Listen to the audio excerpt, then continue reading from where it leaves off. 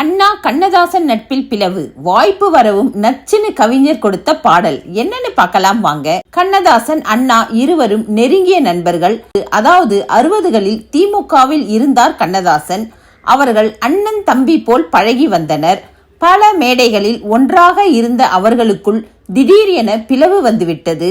கண்ணதாசனின் மனதில் அண்ணா செய்த செயல்கள் யாவும் ஆழமாக பதிந்து விட்டது. அது மனதை பாதித்தன.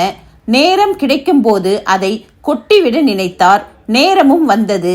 அதுதான் சிவாஜி நடித்த படித்தால் மட்டும் போதுமா அந்த படத்தில் ஒரு சிச்சுவேஷன். அண்ணன் பாலாஜி தம்பி சிவாஜிக்கு ஒரு துரோகம் செய்கிறான். அதை நினைத்து தம்பி மனம் உடைகிறான். ஆனால் நடந்த உண்மையை வெளியில் சொல்ல முடியாத நிலை. அதுதான் சிச்சுவேஷன். அண்ணா பாட்டு எழுதுங்கன்னு கண்ணதாசனை பார்த்து மெல்லிசை மன்னர் MSV சொல்கிறார். கண்ணதாசனுக்கு அந்த சிச்சுவேஷன் அல்வா சாப்பிடுவது போல் இருந்தது.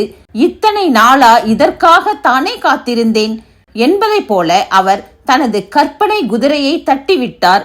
மனதில் இருந்த காயத்தை ஆற்றும் வேகத்தில் அந்த சந்தர்ப்பத்தை அருமையாக பயன்படுத்தி கொண்டார். அதுதானே கவிஞன். என்ன பாட்டுன்னு பாருங்க.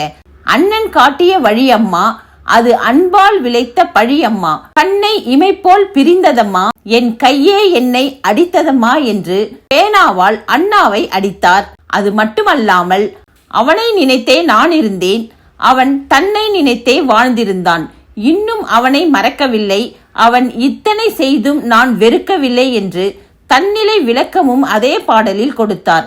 அந்த பாடலை அண்ணாவிடம் போட்டு காட்டினர் சிலர். இருவரும் பகையில் நமக்குள் குளிர் காயாமலே என்ற நப்பாசையில் அவர்கள் வந்ததை அண்ணா புரிந்து கொண்டார். அதனால் விடியா என்னை அவர் நல்ல தமிழில் தானே திட்டிவிட்டு போகிறார், விட்டுவிடுங்கள் என்றாராம்.